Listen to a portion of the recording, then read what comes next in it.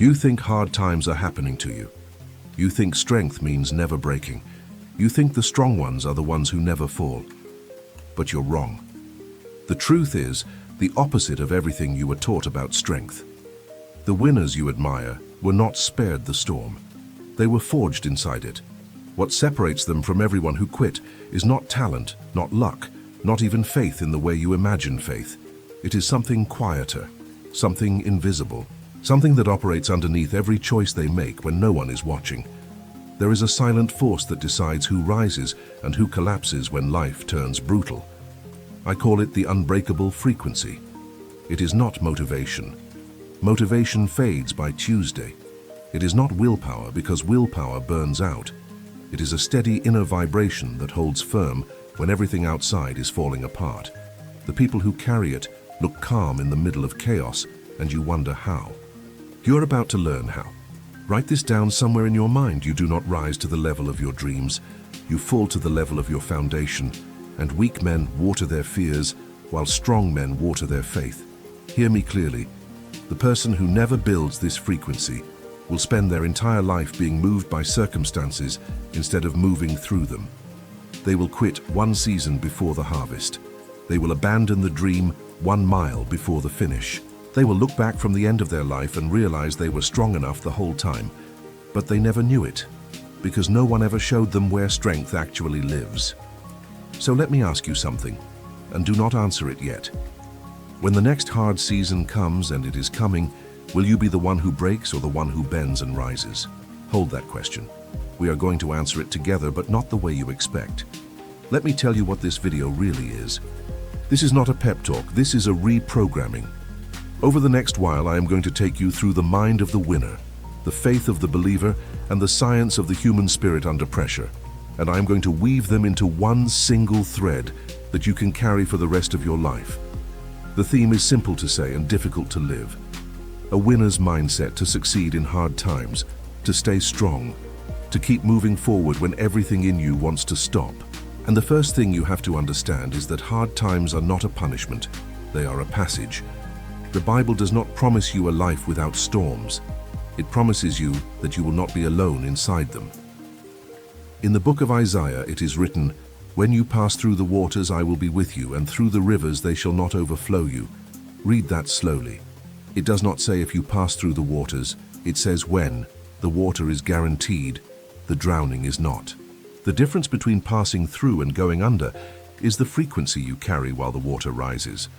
Napoleon Hill spent 20 years studying the most successful people of his era, and he came to a conclusion that shocked even him. He said that every adversity, every failure, every heartache carries with it the seed of an equal or greater benefit. Not a possible benefit, an equal or greater one. Hidden inside the very thing that is breaking you is the material that will build the next version of you. But here is the catch, and it is a brutal one. The seed does not plant itself. You have to recognize it. You have to dig for it while you are bleeding. And most people are too busy cursing the soil to ever notice the seed lying in it. So the question is not, why is this happening to me? The question the winner asks is, what is this trying to build in me? Same storm, completely different mind. And that single shift in the question changes everything that follows. Think about your own life for a moment. Think about the hardest thing you have ever survived, the thing you were sure would end you. You are still here. You are listening to this right now. Which means whatever it was, it did not have the final word. You did. You were stronger than the thing that tried to break you, and you may have never stopped to give yourself credit for it. So pause just for a breath and acknowledge it. You have already survived 100% of your worst days. That is not a small thing. That is evidence. And evidence matters, because the mind under pressure does not run on hope. It runs on proof. When the storm comes, your mind goes searching for a reason to keep going, and if it finds none, it shuts the body down. This is not weakness. This is biology. Your brain is trying to protect you from wasting energy on a lost cause. But here is what the winner knows that the quitter does not. You can feed your mind the proof on purpose. You can remind it deliberately of every battle you have already won. And when you do, something shifts in your chest. The fear does not disappear, but it stops being in charge. Napoleon Hill called this the principle of a definite chief aim. He said the moment you decide with absolute clarity what you are moving toward, your subconscious mind goes to work like a machine to bring it to pass. It works while you sleep. It works while you doubt. It works in the background of every hard day, quietly arranging your steps toward the thing you have committed to. But it cannot work on a wish. It can only work on a decision. And most people never decide. They prefer. They hope. They wish. And the subconscious mind, having received no clear command, does nothing. So I want you to understand the weight of what I am saying. Your inner life is not a passenger in your story. It is the engine. The Bible says it plainly in Proverbs. As a man thinks in his heart, so is he. Not as he speaks, not as he wishes, as he thinks, in the deep and private rooms of the heart where no one else can hear. That is where your real life is being decided right now. That is where the next chapter is already being written, in a language made of the thoughts you repeat when you are alone.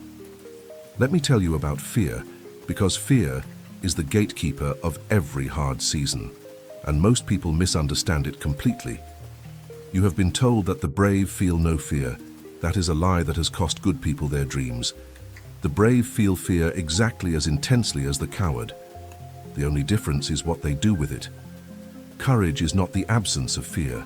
Courage is the decision to move while afraid. And the moment you stop waiting to feel fearless before you act, you become unstoppable because you have removed the one condition that was keeping you frozen. Scripture understood this thousands of years before psychology gave it a name. Over and over, more than any other command in the entire Bible, one phrase repeats: do not be afraid. Fear not. Why would it need to be repeated so many times? Because the people God called to do hard things were terrified. Moses was afraid. Gideon was afraid. David, before he was a king, was a boy with a sling facing a giant, and his hands surely shook. The command was never feel no fear. The command was do not let the fear command you. Move anyway. I am with you. Napoleon Hill identified fear as the single greatest enemy of achievement, and he named the 6 basic fears that destroy more dreams than any external enemy ever could. The fear of poverty, the fear of criticism, the fear of ill health, the fear of lost love, the fear of old age, and the fear of death. Look at that list and be honest with yourself. At least one of them lives in you right now, maybe several. And here is what Hill discovered. These fears are not facts, they are states of mind. And a state of mind is the one thing in the entire universe that you have absolute, total power to control. You cannot always control what happens to you. You will not always control the storm, the loss, the diagnosis, the betrayal. But the space between what happens to you and how you respond, that space is sacred, and it belongs to you alone. No one can enter it. No circumstance can override it. In that space lives your entire power as a human being. The winner guards that space like a fortress. The victim hands it away to whoever upset them last. I want you to do something with me right now, wherever you are. Take one slow breath in through your nose, hold it for a moment, and let it go slowly through your mouth. As you breathe out, let the tension in your shoulders drop. Just for this moment, you are safe. The storm in your life, whatever it is not happening in this exact second. In this second, you are breathing, you are alive, you are here. And presence is where your power lives. Not in the future you are afraid of. Not in the past you cannot change. Here, now, this breath. If you have ever stood in the middle of a hard season and refused to quit even when every reason said you should, then I want you to do one thing for me. Go down to the comments and write a single word. Write the word still. Just that. Still. Because that one word is a declaration. It says you are still here, still standing, still moving, still in the fight. And there are people who will scroll past those comments tonight feeling like they are alone in their storm, and your single word will tell them they are not. Write it now, while it is on your heart. Still. Now let me take you deeper, because there is a mechanism inside you that most people never learn to operate. And once you understand it, hard times will never own you the same way again. Your subconscious mind cannot tell the difference between a real experience and a vividly imagined one. This is not mysticism. This is how the nervous system works. When you imagine a moment with enough emotional intensity, your body responds as though it is happening. Your heart rate changes, your chemistry changes, your brain lays down the same pathways it would lay down if you had lived it. Do you understand what this means? It means you can rehearse your victory before it arrives. It means you can stand in the strength of who you are becoming long before the circumstances confirm it. The athlete visualizes the race before running it. The surgeon rehearses the operation in his mind before the first cut. And the believer, long before any of them, was instructed to do the very same thing. Jesus said, "Whatever things you ask when you pray, believe that you receive them and you will have them." Believe that you receive. Past tense. Receive it in the mind first. Hold it as already done, and then watch it take shape in the world. Napoleon Hill called this auto-suggestion the deliberate feeding of an idea into the subconscious until it accepts it as truth and begins to act upon it. He insisted that you must mix the idea with feeling, with emotion, with faith, because a thought without emotion has no power to penetrate the deep mind. A cold affirmation repeated like a grocery list changes nothing, but a declaration spoken with the fire of belief, repeated daily until your whole being vibrates with it, that reshapes a life. This is where the unbreakable frequency is built.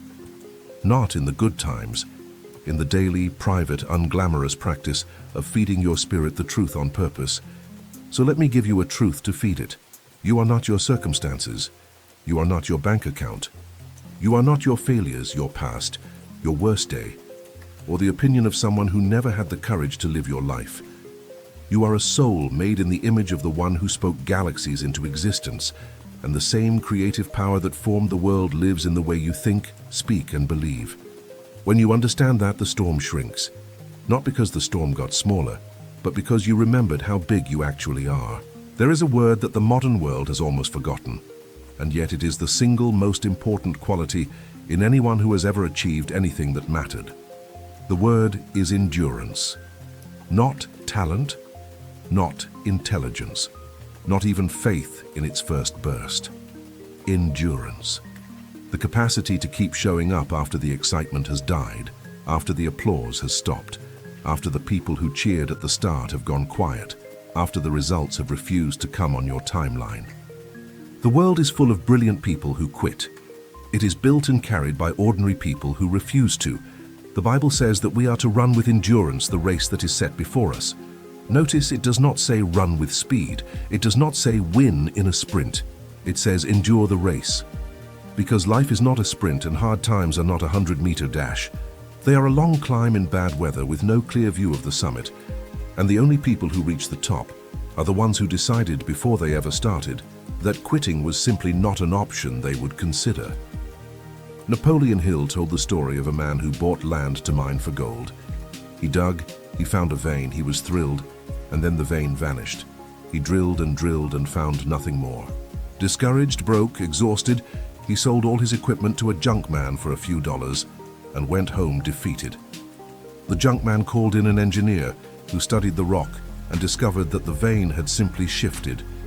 The new owner struck the gold 3 feet from where the first man had stopped digging. 3 feet. The first man quit 3 feet from the fortune of his life. Let that sit in your chest for a moment. How many people abandon the marriage, the business, the dream, the calling, 3 feet from the breakthrough? How many give up in the exact season before the change? You never know how close you are. That is the cruel beauty of hard times. The darkness is always thickest right before the dawn, and the temptation to quit is always strongest right before the gold. The winner does not quit, not because they can see the gold, but because they have decided they will keep digging regardless of what they can see. Faith is digging in the dark, and this is precisely where faith and mindset become the same thing. Faith, the way Scripture defines it, is the substance of things hoped for, the evidence of things not seen. Read that as a definition of the winner's mind, because that is exactly what it is. The winner holds the evidence of a victory that has not yet appeared. He treats it as substance, as something real and weighty, while the world still sees nothing. He is not lying to himself. He is seeing further than his eyes can reach. And everything great that has ever been built was first built in the unseen, in the heart of someone who believed before there was any proof. I want to take you into a practice now, and I want you to actually do it, not just listen to it. Close your eyes if you are somewhere safe to do so. If you are driving, keep them open and simply listen. Take a slow breath, and I want you to see yourself 1 year from today. Not the version of you that is afraid, the version of you that endured. See your shoulders, how they carry themselves differently now. See your eyes steadier, calmer, no longer flinching at every shadow. This is the person on the other side of the storm you are in right now. This person exists. This person is real. And the only thing standing between you and them is the decision to not quit before you become them. Now hold an image of the exact thing you are afraid of right now.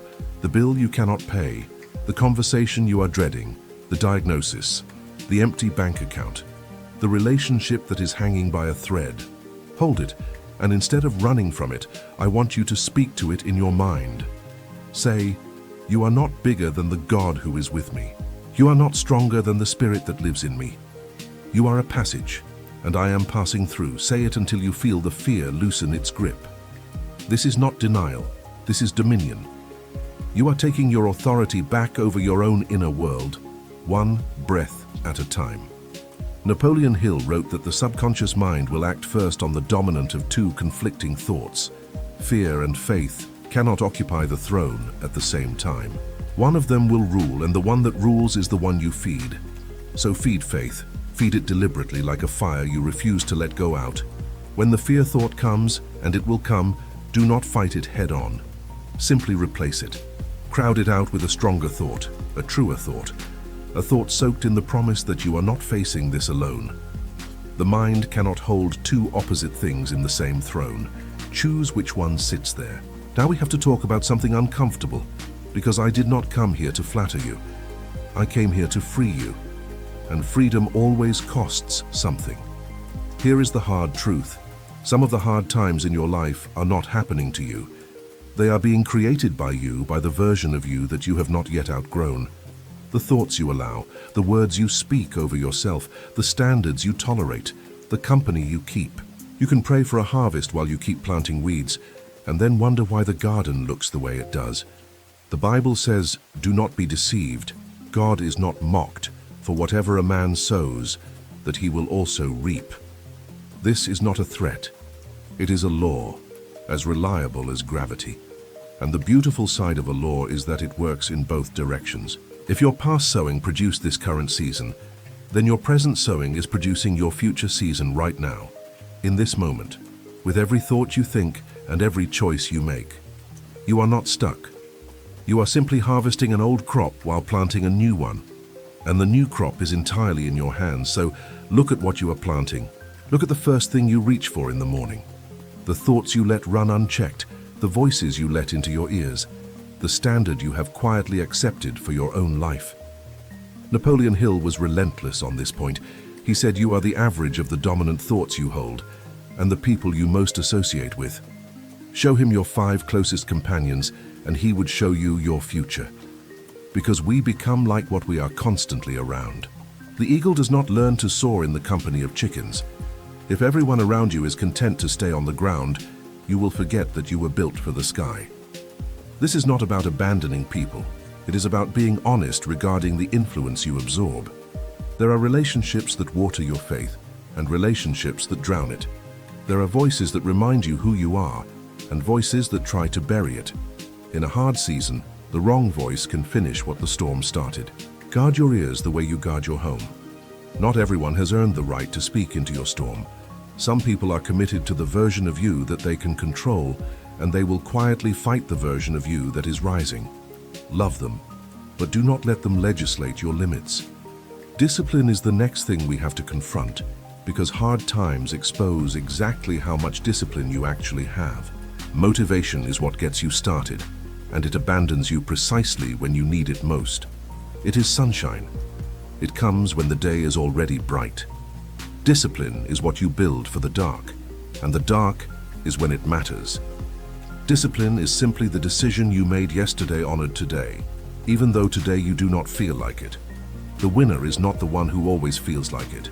The winner is the one who acts regardless of the feeling, who has trained himself to keep the promise he made when the fire was burning, even now that the fire has gone cold. Daniel, in the Bible, had a discipline. 3 times a day he opened his window and he prayed. And when the law itself made his prayer a crime punishable by death, he opened the same window at the same hours and prayed the same prayer. He did not pray louder to make a point. He did not pray in secret to stay safe. He simply kept doing the thing that kept him anchored, because his discipline was not for the easy days. It was the very thing that carried him through the lions. Your daily discipline, the small and boring practice you keep when no one is watching, is the rope you are weaving now that you will climb later when the ground gives way. Let me ask you to do something, because this next part only works if you make it yours. I want you to think of one discipline, just one, that you know would change your hard season if you held it without fail. Maybe it is prayer first thing in the morning before you touch your phone. Maybe it is 10 minutes of silence at night to feed your mind the truth instead of the noise. Maybe it is simply writing down 3 things you are grateful for before the fear has a chance to speak. Whatever it is, I want you to commit to it for the next 7 days. And to seal that commitment, go to the comments and write the words I will keep showing up. Make it public. Make it real. Because a promise spoken out loud has a power that a private wish never will. There is a reason I am asking you to write rather than just nod along. The act of declaring something moves it from your head into the world, and the subconscious mind takes a declared commitment far more seriously than a silent intention. This is exactly what Hill meant when he wrote about the magic of the spoken word, backed by emotion and repetition. And it is exactly what the Bible means when it says that the power of life and death is in the tongue. You are speaking your next season into being right now, with the words you choose to repeat. So choose them like your future depends on them, because it does. There is an enemy in your hard season that is more dangerous than any external circumstance, and you carry it with you wherever you go. It is the voice inside that quietly agrees with the storm. The world can knock on your door all day long, but it cannot get in unless someone on the inside opens it, and far too often that someone is you. You agree with the fear. You rehearse the worst case until it feels like prophecy. You replay the failure until it becomes your identity. The storm outside is loud, but the storm you generate inside is the one that actually does the damage. This is why 2 people can face the exact same hardship and come out completely different. The circumstance is only half the equation. The other half is the interpretation you feed yourself in the silence of your own mind. And here is the part that should both humble you and empower you. You are not at the mercy of that inner voice. You are its author. You have simply forgotten that you hold the pen.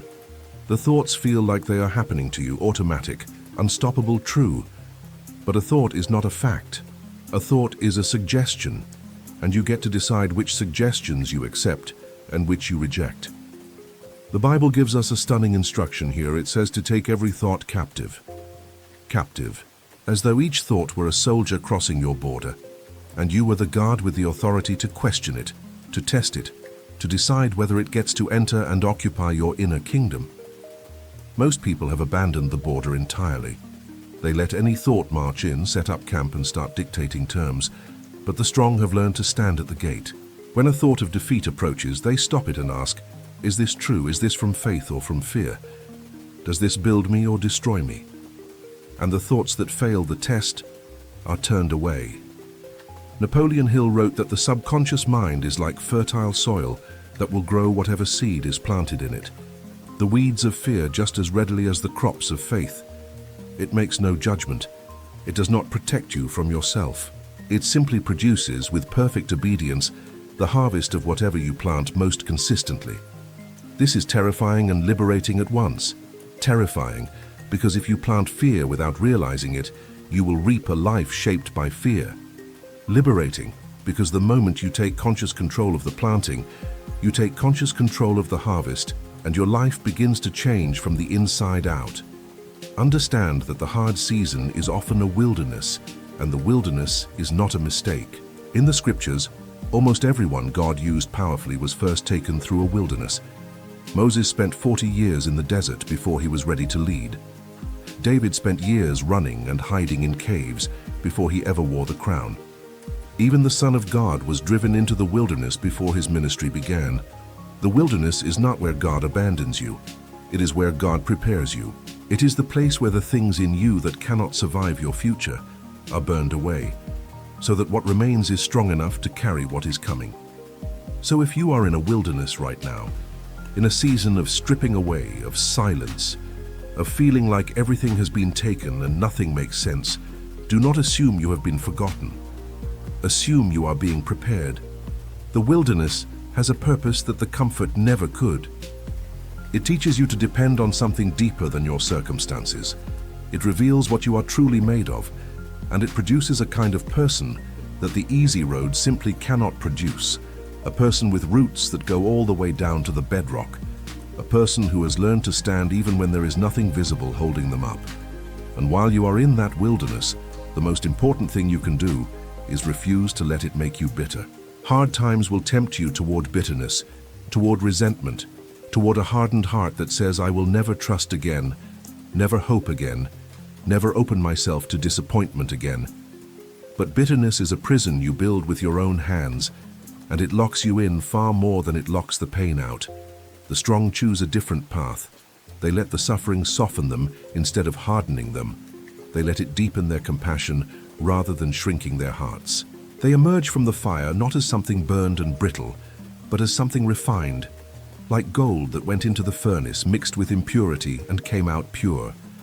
Now we arrive at one of the hardest lessons of the strong mind, and it is the one almost no one wants to hear. You must learn to keep moving forward, even when you cannot see that you are moving at all. There are seasons where you do everything right, and nothing changes. You pray, and the heavens seem silent. You work, and the results refuse to come. You hold the faith, and the storm only seems to grow louder. And in those seasons, a quiet, poisonous voice begins to whisper that none of it is working, that you should stop, that the effort is wasted. That voice is lying to you. Growth that you cannot see is still growth. The seed in the soil looks like nothing is happening for a long time before the first green breaks the surface. The farmer understands something that the anxious heart forgets. There is a gap between the planting and the harvest, and that gap is not empty. It is full of invisible work. Roots are forming in the dark. Strength is being built underground where no eye can confirm it. And if the farmer dug up the seed every few days to check on it, demanding proof, he would kill the very thing he was trying to grow. Your impatience in a hard season is you digging up the seed. Let it stay buried. Let it do its work. The harvest is not late. It is forming. Scripture says, let us not grow weary in doing good, for in due season we shall reap if we do not lose heart. Read those last words again. If we do not lose heart. The condition for the harvest is not perfection. It is not speed. It is not even strength in the way you imagine it. The condition is simply this, that you do not give your heart away to despair before the season turns. The losing of heart is the only true failure. Everything else is just weather. Napoleon Hill studied persistence so closely that he called it a state of mind that can be cultivated like a muscle.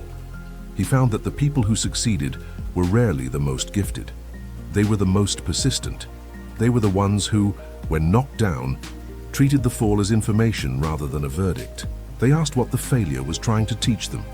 They adjusted and they rose again and again and again, until the obstacle that stopped everyone else simply wore itself out against their refusal to quit. Persistence, he said, is to the character of a person what carbon is to steel. It is the thing that makes the soul unbreakable under pressure, and I want you to hear the spiritual weight of that word, unbreakable, because this is the heart of everything I have been building toward. The unbreakable frequency is not a feeling that everything is fine. It is a settled certainty that you will not be undone by what you are facing, regardless of how it feels. It is the deep, quiet knowing that the same God who started the work in you is faithful to complete it, that no weapon formed against you will prosper in the end, that you were not brought this far to be abandoned now. When that frequency settles into your spirit, the storm loses its power to terrify you, because you have stopped negotiating with the possibility of being destroyed. Let me give you a tool for the hardest days, and it is the most counterintuitive tool of all. When everything is going wrong, give thanks, not for the wrong, but in the middle of it. The Bible says, give thanks in all circumstances, and it is not asking you to be naive. It is handing you a weapon. Gratitude is the single fastest way to shift the dominant vibration of your inner world from fear to faith. The moment you find one thing to be genuinely grateful for, the brain physically cannot hold the full weight of fear in the same instant. You have crowded it out. Gratitude is not weakness pretending things are fine. Gratitude is strength refusing to be ruled by what is wrong. So practice it now. Right where you are, in whatever storm you are standing in, find three things. The breath in your lungs, the fact that you woke up today with the ability to begin again, one person who would notice if you were gone. Hold each one for a moment and let it be real. Feel the weight shift in your chest, even slightly. That shift is not imaginary. That is you operating the controls of your own inner world that you forgot you had access to. You are not at the mercy of your circumstances. You are the gatekeeper of your own focus, and your focus is the steering wheel of your entire life. If this is reaching something deep in you, if you can feel the heaviness lifting even a little as you listen, then let me say this plainly. The reason I make these videos is to put this exact strength into the hands of people walking through fire. If this is serving you, the kindest thing you can do is tap the like button, because that tells the algorithm to carry this same message to another person who is one breath away from giving up tonight. Your single tap could be the thing that keeps a stranger digging 3 more feet. That is not a small thing. That is how the strong carry the strong. We need to talk about failure now, because hard times almost always carry failure inside them. And how you relate to failure will decide whether you ever rise. Most people treat failure as a verdict on who they are. The winner treats it as feedback on what they did. That single distinction is the dividing line between the people who get back up and the people who stay down. When you fail at something, you have not become a failure. You have gathered information. You have learned one way that does not work, which means you are now closer, not further, from the way that does. Every person you admire has a graveyard of failures behind them that you never see. You see their victory and assume they were spared the falling. They were not. They simply refused to let the falling define the story. They fell forward. They failed in the direction of their dream. And when they finally arrived, they looked back and realized that not one of those failures was wasted, because each one had taught them something they could not have learned any other way. The failure was tuition. They were paying to learn, and the lesson was always worth the cost. The Bible is full of people who failed catastrophically and were not finished. Peter denied the very Lord he loved 3 times, with curses, in the hour it mattered most. By every human standard, he had disqualified himself forever. And yet that same man became the rock the early church was built upon. His failure did not end his story. It became the doorway to his greatest purpose. Your worst moment is not the end of your usefulness. In the hands of grace, it can become the very thing that qualifies you to help others survive what nearly destroyed you. Napoleon Hill said that the majority of people meet with temporary defeat and stop, accepting the temporary as permanent, never realizing that the defeat was a test, a final examination before the breakthrough. He said that life seems to take a perverse pleasure in tripping people up right at the edge of their victory, as if testing whether they truly want it. And those who pass the test, who refuse to accept defeat as final, discover that the very obstacle that stopped everyone else was the gateway reserved only for those determined enough to walk through it. This is why the renewal of the mind is not a luxury for the strong. It is the entire foundation. The Bible commands, do not be conformed to this world, but be transformed by the renewing of your mind. Transformed. The Greek word there is the same root from which we get metamorphosis, the total reconstruction of a creature. From the inside out, the caterpillar becoming something it could never have imagined while it was crawling. That is what is available to you. Not a slightly improved version of your old self, but a fundamental transformation that begins in the way you think and works its way outward into the way you live. And here is the mechanism, the place where the spiritual and the practical become one. You renew the mind by what you repeat to it. Your inner voice, the running commentary you speak to yourself all day long, is the single most powerful force shaping your life, and most people let it run completely unsupervised. They say things to themselves they would never say to someone they loved. I am not strong enough. I always fail. This is just who I am. Things will never change. And then they wonder why their life keeps confirming the very words they keep repeating. You are casting spells over your own future with the language you use about yourself. So change the language, not with fake positivity, but with deliberate truth. When the voice says I cannot, interrupt it and say I have not yet, but I am learning. When it says this is impossible, answer it with all things are possible to the one who believes. When it says you are too far gone, remind it that the one who began a good work in you is faithful to complete it. You are not lying to yourself when you do this. You are correcting a lie that was already there. You are taking the microphone back from the voice of fear and handing it to the voice of faith. And the inner world you speak to yourself day after day becomes the outer world you eventually live in. Let me give you a set of declarations to plant in that inner ground, and I want you to say them with me, out loud if you can, with your whole chest, because a declaration whispered with doubt has no roots, but a declaration spoken with conviction reshapes the soul. Say, I am stronger than the storm I am facing. Say, I do not break. I bend and I rise. Say, the same power that raised the dead lives in me. Say, this hard season is preparing me for something my comfort never could. Say, I will not quit before the harvest. Repeat those until they stop being words you are reading and start being truths you are becoming. This is the daily work of building the unbreakable frequency, one spoken truth at a time. There is a question that separates the people who survive hard times from the people who are destroyed by them. And the question is not how, it is why. The German thinker who survived the worst horror the world has ever known observed that the people who lived through the camps were not the strongest in body, and they were not the cleverest. They were the ones who had a why, a reason to live that was bigger than the suffering they were enduring. He concluded that a person who has a why to live can bear almost any how, and that is the secret fuel of every winner who ever endured a hard season. They were not just trying to escape pain. They were moving toward a purpose that made the pain worth bearing. So you have to find your why, and it has to be bigger than yourself, because a why that only serves you will not hold under real pressure. The man who is fighting only for his own comfort will quit the moment the comfort costs too much. But the man who is fighting for his children, for his calling, for the people he was put on this earth to serve, for the glory of the God who made him, that man becomes almost impossible to stop. His suffering has meaning, and meaning is the strongest fuel in the human soul. Pain with purpose is endurable. Pain without purpose is what breaks people. Find the purpose, and the pain becomes a price you are willing to pay.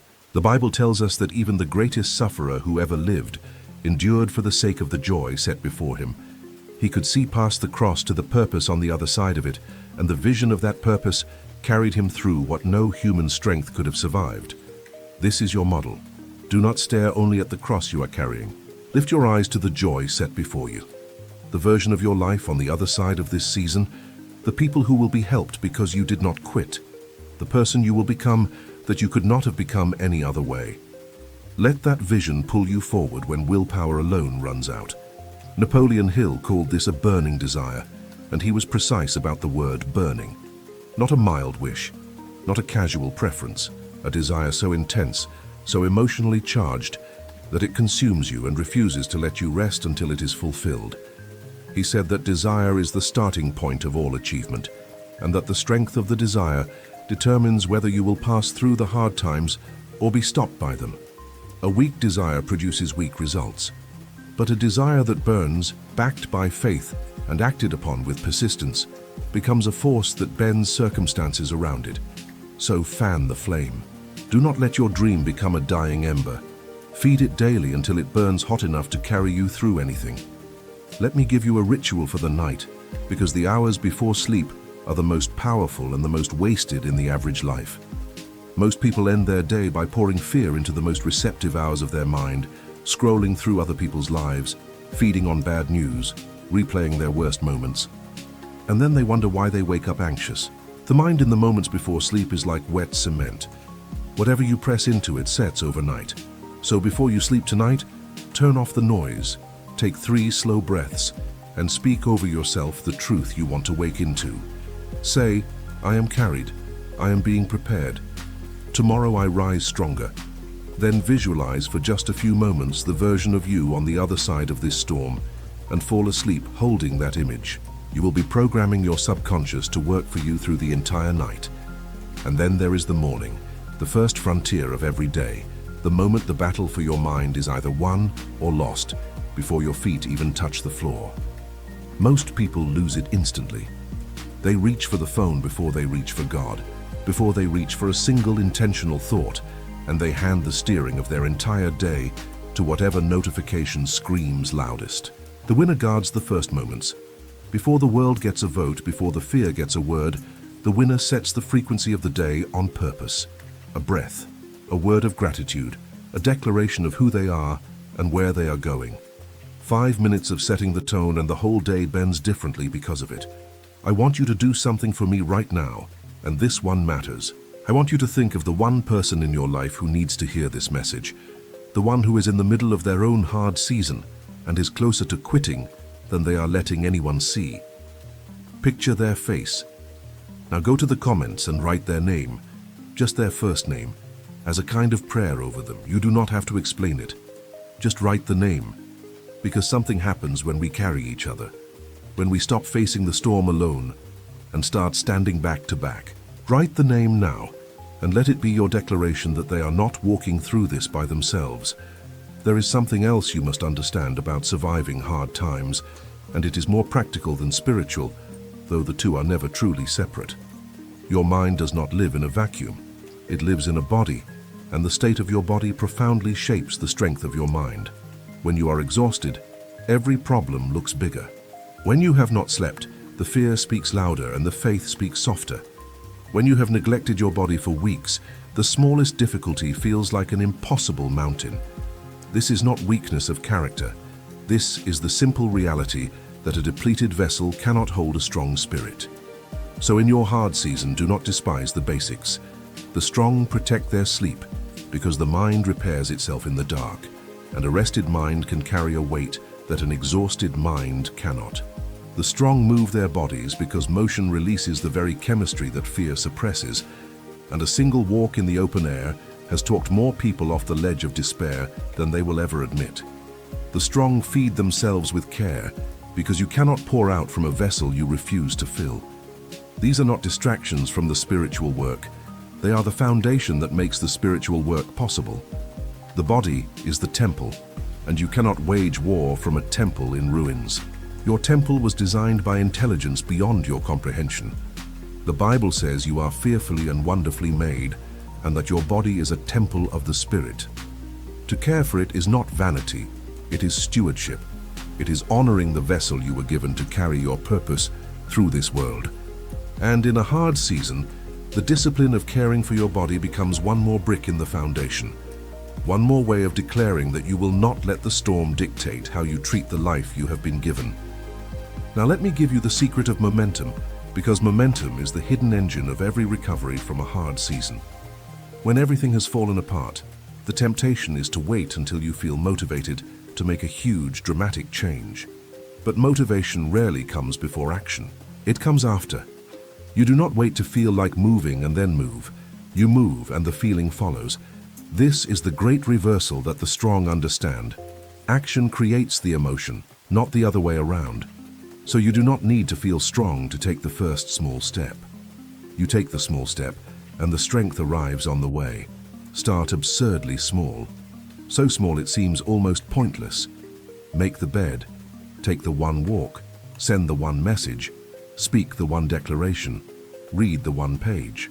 The point is not the size of the action. The point is the proof it gives your mind that you are still in command, that you can still move the needle, that you are not paralyzed. Each small win is a deposit in the account of your self-belief, and self-belief is the currency that buys every larger victory.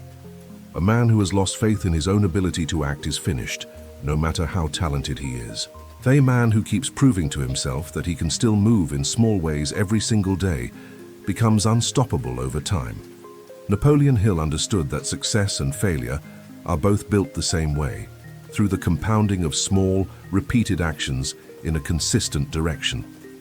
The person in a hard season who keeps taking small, faithful steps forward is building a momentum that will eventually become unstoppable.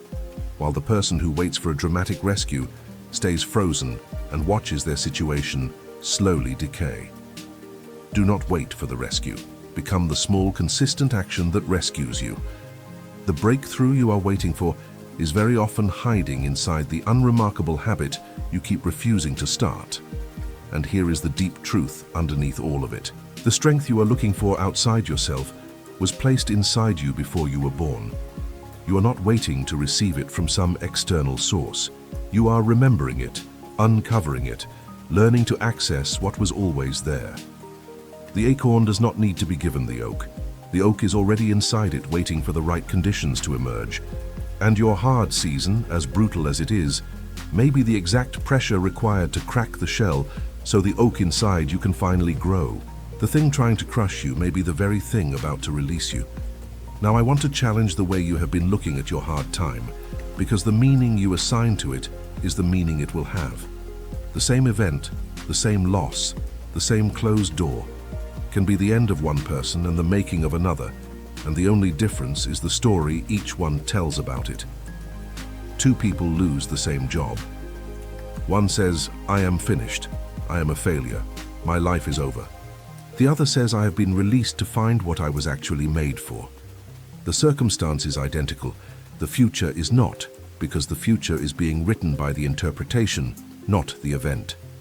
This is the great freedom that no one can take from you. You do not control what happens, but you author what it means. And meaning is destiny. The Bible says that all things work together for good for those who love God and are called according to His purpose. All things. Not all good things. All things, including the painful ones, the confusing ones, the ones that made no sense in the moment. There is a weaving happening that you cannot see from inside the storm, a pattern in which even the dark threads are necessary. And one day you will look back and understand that the very thing you begged God to remove was the thing He was using to build you. So stop asking only when will this end, and start asking, what is this making me? Stop seeing the storm as an interruption of your life, and start seeing it as a chapter of your becoming.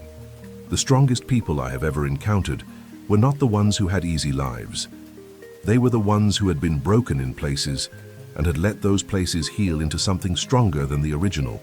There is a kind of strength that only comes from having been broken and rebuilt, a depth in the eyes of someone who has suffered and refused to become bitter.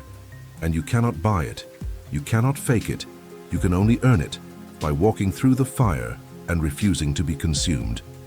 Be careful of comparison in your hard season, because it is one of the cruelest thieves of strength. You will look at others and see only their highlight, the polished surface they choose to show, and you will measure your raw and unedited struggle against their carefully edited victory, and you will feel like you are falling behind. But you are comparing your behind the scenes to their final cut. You have no idea what storm they are hiding, what battle they fought to get that smile, what they cried about the night before that photo was taken. Run your own race. The Bible says each one should test their own work, and then they will have pride in themselves alone, without comparing themselves to another. Your timing is your own. Your path is your own. The only person you are called to surpass is the person you were yesterday. And you have to embrace the long game, because hard times feel permanent precisely when they are most temporary. The very nature of a storm is that while you are inside it, it feels like it will never end, like the rain will fall forever and the sky will never clear. But every storm in the history of the world has ended. Every single one. The night has never once failed to give way to morning, no matter how long and dark it felt while you were waiting. This too will pass. Not because someone wishes it for you, but because passing is what storms do. They are seasons, not sentences. And the one who understands they are in a season, not a life, holds on differently than the one who believes the darkness is forever. Napoleon Hill observed that most great achievements come after a period of struggle so severe that the achiever was tempted, again and again, to give up. He noticed that life seems to test the seriousness of our desire by making us prove, through sustained hardship, how badly we truly want what we are pursuing. The struggle is not a sign that you are on the wrong path. Very often it is the toll booth on the right one. The dream that costs you nothing was never big enough to change your life. The price you are paying right now is the measure of how significant the thing on the other side actually is. So I want you to begin to wear your hard season differently, not as a weight that is crushing you, but as the proof that you are being prepared for something significant. Soldiers are not trained in comfort. They are trained in difficulty on purpose, because the difficulty is what makes them capable of what comfort never could. You are in training. The weight you are carrying is building muscle you will need for a destiny you cannot yet see. Stop resenting the weight and start respecting it. It is making you into someone the easy road could never have produced. There is a balance the strong learn to walk, and getting it wrong destroys people on both sides. On one side is the person who works frantically, who tries to force everything by sheer effort, who carries the entire weight of their future on their own shoulders until they collapse under it. On the other side is the person who does nothing, who calls their passivity faith, who waits for a miracle while refusing to take a single step. Both are wrong. The strength you are building lies in the middle, in the place where you do everything you can do and then trust God with everything you cannot. The Bible says, faith without works is dead. It also says that unless the Lord builds the house, the builders labor in vain. Hold both. You build with everything in you and you trust that the building is held by something greater than you. You row the boat with all your strength and you trust the current to carry you where your rowing alone never could. This is the rhythm of the strong soul, full effort and full surrender at the same time, your hands working while your heart rests. The anxious person works without trusting. The lazy person trusts without working. The winner does both, and the doing of both is what produces the peace that the world cannot understand. Napoleon Hill was emphatic that faith is not passive.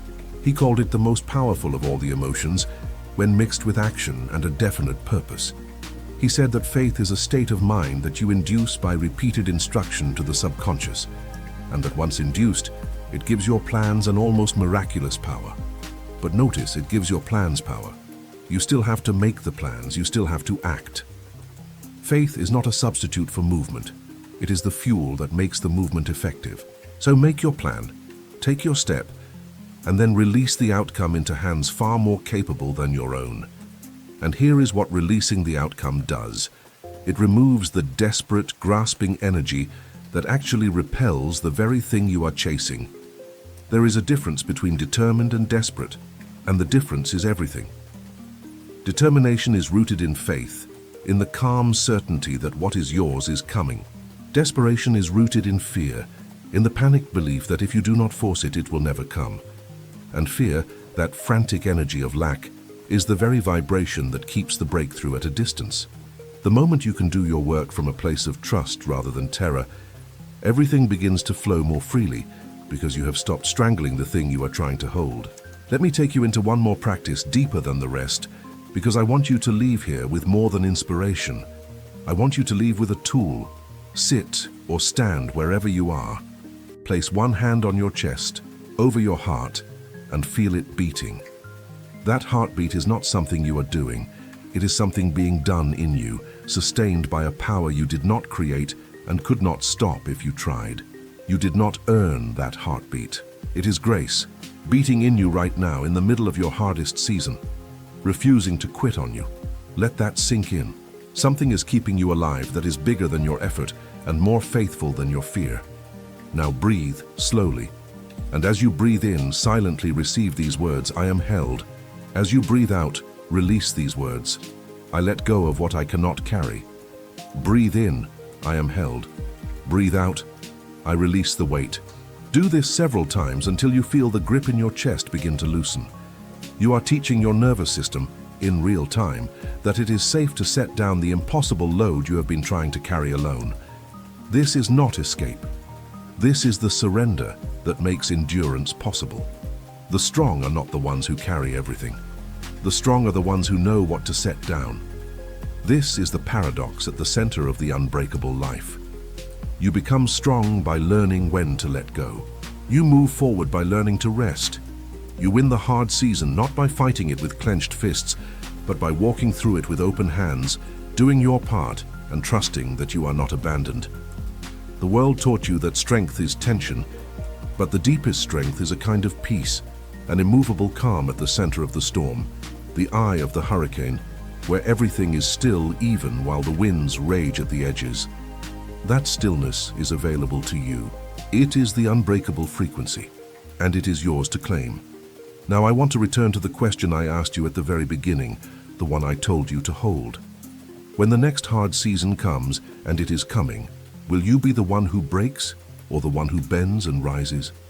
You have been carrying that question through everything I have said, and now you are ready for the answer, and the answer is not what you expected. The answer is that it is not a question of what you are. It is a question of what you build. You are not born unbreakable, you become unbreakable, and you become it in the small, unseen, daily choices that no one applauds. The one who breaks and the one who rises are very often the same kind of person, with the same fears, the same wounds, the same trembling hands. The difference is not in their nature. The difference is in their preparation. One built the inner foundation before the storm came. The other did not, and discovered too late that you cannot build the foundation in the middle of the earthquake. The strength you will need for your next hard season is the strength you are building, or failing to build, right now, in this ordinary moment. The roots you grow in the calm are the roots that hold you in the wind. So the answer to whether you will break or rise is being written today, in how you treat your mind, in what you feed your spirit, in the disciplines you keep when no one is watching, in the words you speak over yourself in the privacy of your own heart. You are not waiting to find out if you are strong. You are deciding it choice by choice, thought by thought, day by day. The hard time does not create your character. It reveals the character you already built. And you still have time right now to build the kind of foundation that does not move. This is why everything I have given you matters so much. The renewed mind, the guarded mornings and the intentional nights, the declarations spoken with conviction, the gratitude practiced in the storm, the discipline kept in the dark, the why that is bigger than yourself, the persistence that digs 3 more feet, the faith that works while it trusts. These are not motivational decorations. They are the bricks of an unbreakable life, and you lay them one at a time in the unremarkable hours, long before the storm arrives to test the wall you have built. The Bible describes 2 builders. One built his house on the sand, and one built his house on the rock. And here is the part most people miss. The storm came to both of them. The rain fell, the floods rose, the winds beat against both houses equally. Faith did not exempt the wise builder from the storm. It anchored him through it. The house on the sand fell, and great was its fall. The house on the rock stood. The difference was never the weather. The difference was the foundation, laid quietly in advance by a builder who knew the storm was coming and prepared for it instead of pretending it never would. You now know where your foundation is. It is in your mind, renewed daily. It is in your spirit, anchored to something greater than your circumstances. It is in your habits, your words, your faith, your refusal to quit before the harvest. You are not at the mercy of the next hard season. You are building today the version of yourself that will walk through it and come out stronger on the other side. That is the whole answer. You do not have to be afraid of the storm. You have to become the kind of house that storms cannot bring down. And so you keep moving forward, not because the road is easy, but because you have understood at last that forward is the only direction that leads anywhere worth going. You keep moving when you can see the path and when you cannot. You keep moving when the results are obvious and when they are completely hidden. You keep moving through the grief, through the fear, through the long, silent seasons where nothing seems to change, because every step forward, no matter how small, is a vote for the person you are becoming, and a refusal to surrender to the person you used to be. So let me speak directly to you now, to the part of you that is tired. I know that you are tired. I know that you have been strong for so long that you have forgotten what it feels like to be carried. I know that you have smiled when you wanted to break, that you have held everyone else together while quietly falling apart, that you have wondered in the dark hours whether anyone sees how hard this has been. I see it. And more than that, the one who counts the stars and calls them each by name sees it. You have not been overlooked. You have not been forgotten. You are not as alone as the fear has been telling you. The hard time you are in is not the end of your story. It is the middle of it. And the middle is always the hardest part because the beginning had excitement and the end will have victory. But the middle is just the long, unglamorous work of not giving up. You are in the middle. That is why it is hard. That is why it feels endless. But the middle is not the end. The fact that it is hard right now is not evidence that you are failing. It is evidence that you are still in the story, still moving, still being written into something far greater than this chapter. So hear me. You are going to make it through this. Not because the road ahead is easy, but because you are being built into someone who does not break. The storm did not come to destroy you. It came to reveal a strength you did not know you had, to burn away everything false until only the unbreakable remained. And when you come out the other side, and you will come out, you will not be the same person who walked in. You will be deeper. You will be stronger. You will have a peace that the people who never suffered will never understand. And you will be able to reach back and pull others through the very fire you survived. Say these final words with me and mean them with everything in you. I am unbreakable, not because I am hard, but because I am held. I bend and I rise. I bend and I rise. The storm is a passage and I am passing through. My faith is the substance of the victory I cannot yet see. I will not lose heart. I will not quit before the harvest. I keep moving forward, one step, one breath, one day at a time, because forward is who I am now. Say it until you believe it, and then keep saying it until you become it. This is the unbreakable frequency. It was never about feeling no fear. It was about moving while afraid. It was never about a life without storms. It was about becoming the house that storms cannot bring down. It was never about being spared the hard times. It was about being forged by them into someone the easy life could never have created. You came into this video believing that strength meant never falling. You are leaving with the truth. Strength means rising every time you fall, and rising one more time than you fall. If this message reached something real in you today, then before you go, do these few things, not for me, but as a way of sealing what just happened in your spirit. Tap the like button, because it carries this exact strength to another person somewhere out there who is hanging on by a thread tonight, and your one tap might be the thing that keeps them holding on. Subscribe to this channel, because every video here is built to be another brick in your unbreakable foundation, another reminder of who you really are when the storms come and the world tries to tell you otherwise. And down in the comments, leave this declaration, write it word for word so your spirit hears your own voice say it. Write, I bend, but I do not break, and I am still moving forward. Write it, and let it be the line in the sand between the person you were when this video started and the person you are now. And if there is someone you love who is walking through their own hard season right now, share this with them. Be the voice that reaches them in the dark. Be the reminder that they are not alone, that the storm is a passage, that they too were built to bend and rise. You do not know how close they are to giving up, and you do not know how close your simple act of sending this might be to the 3 more feet that leads them to their gold. So go now and walk differently. Carry the frequency. When the next storm comes, you will not panic, because you will remember. You are not the one who breaks. You are the one who bends and rises and keeps moving forward, no matter how hard the times become. Stay strong. Keep going. Your harvest is forming even now, even in the dark, even in the silence, and it will come. In the right time, in the right way, with the full force of the unseen. You were never going to be defeated. You were only ever being prepared. Now rise and go.